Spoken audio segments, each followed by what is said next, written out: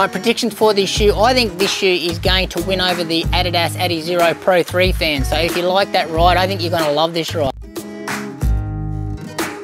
So I've been waiting a really long time to actually get this one on my foot. This is the brand new New Balance SC Elite V4, and these are my first impressions.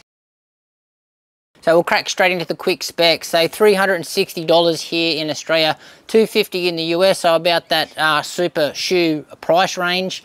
Now weight wise, 8.3 ounces or 237 grams. That's in a men's size 9. Now stack height, 40 millimeters in the rear, 36 in the front, and they're sticking to that 4 millimeter drop. Right, so now up here they are using what they call phantom fit. So this phantom fit is like a engineered mesh. It's very light, it's very breathable, and it is very reminiscent of the material that they used in the Rebel V2, if you remember that one. But yeah, really light and airy. Padding wise, so obviously it's a race day shoe, so the padding is kept to a minimum here, so virtually no padding around the heel collar. The tongue itself has no padding. In the heel counter, we've got a pretty structured heel counter here. We don't have a heel flare or a heel tab or a heel pad, and I'll go on to that one later. So in our tongue though, it's a very thin felt-like material tongue. It's not gusseted. The laces, it's a pretty standard lacing system. The laces themselves are actually really thin, and they feel quite cheap, to be quite honest. There's a midfoot strap within this phantom knit that sort of does a pretty good job of locking the foot down. Now lockdown wise, I think it could be better, and I think that's because of the absence of any type of heel, or sorry, any type of padding around the heel collar. The fit itself is true to size, but I would say it's on the roomy side, so it's one of the more voluminous race day shoes, especially through the toe box. And comfort wise, this is one of the most comfortable race day shoes.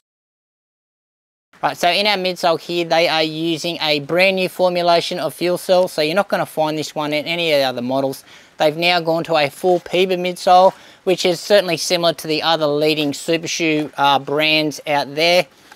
Within that, we've got the Energy Arc carbon plate, really giving this shoe some rigidity, so it's definitely stiffer than the V3. The carbon plate though itself, it's got some, it's got ripples in it, or waves or grooves, so they did say it is a thinner carbon plate than the previous version. However, it's definitely stiffer. It must be down to the ripples that they're using. We've got some rocker geometry here. I'm not going to say it's aggressive at any, it's quite gentle, and it feels quite natural, the rocker in this shoe. So in our ride, so it is soft, it's bouncy, so nice and poppy. It feels responsive, and this rocker feels quite natural, so it's not overly aggressive. You're not going, wow, this is tipping me forward. It feels quite natural through the stride.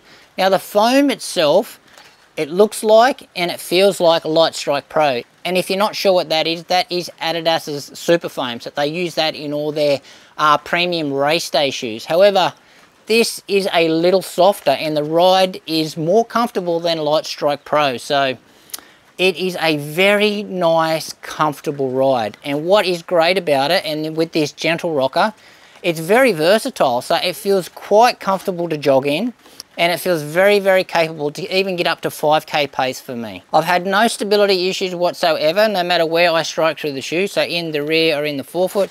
Feels pretty chunky, feels pretty meaty underfoot, so I haven't felt the plate bottoming out like I did in the V3. So all in all, I'm pretty happy with the ride so far.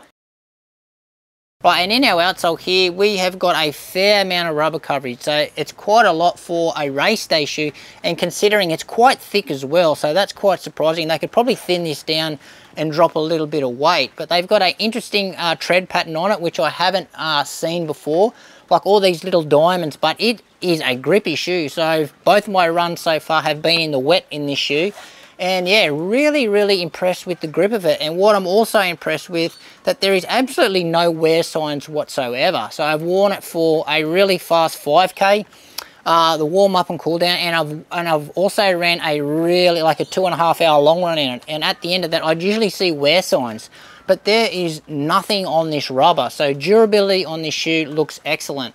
What you'll also find there, if you're curious on this outsole, is you'll see that big cavity or this big groove through it, and then that exposed carbon plate. So that really adds to the ride of this shoe, gives it that nice, squishy, bouncy type feeling. So what I'm liking in this shoe so far is the comfort of the ride. So it's just very, very friendly, very natural. You feel like you can run in this shoe all day. Right, dislikes in this shoe so far is the heel counter. So for me, to nail this lockdown, it definitely needs a heel pad. So exactly like the other brands have in their super shoes. They've got an internal heel pad here or a little heel flare that just helps lock that heel down. There's nothing here. It feels pretty flat and standard. So I just think it just needs that addition to actually help with the lockdown of this shoe. Alright, predictions for this shoe. I think this shoe is going to win over the Adidas Adizero Pro 3 fans. So if you like that ride, I think you're going to love this ride. So a slightly softer ride. Rocker, a little more natural. So if you get along with that shoe, I think you're actually going to love this shoe. I don't think it's going to win over the Alpha Fly fans. There is not enough pop through the forefoot. So I don't think it's going to win over those fans. But however, so far, I think this is the best New Balance race day shoe that they have ever put out. It does feel excellent. It's amazing. I'm really surprised with how versatile it is. So how comfortable it is. Just jogging, you can warm up in this shoe, and then as I said, you just go race your 5K in it and then do your cool down in it. And it just feels nice. So it doesn't feel clunky. Yeah, just a really, really nice shoe. So far so good in this shoe. Really excited to get more testing out of it. I don't think my opinion is going to change too much. I think it's pretty, you know, take it as you see it. Not too many surprises, I don't reckon. A lot of people are going to get along with this shoe. So anyway, guys, that's it from me. Love to hear your comments regarding this shoe. Any questions regarding how it compares to anything else, please drop them in the comments below.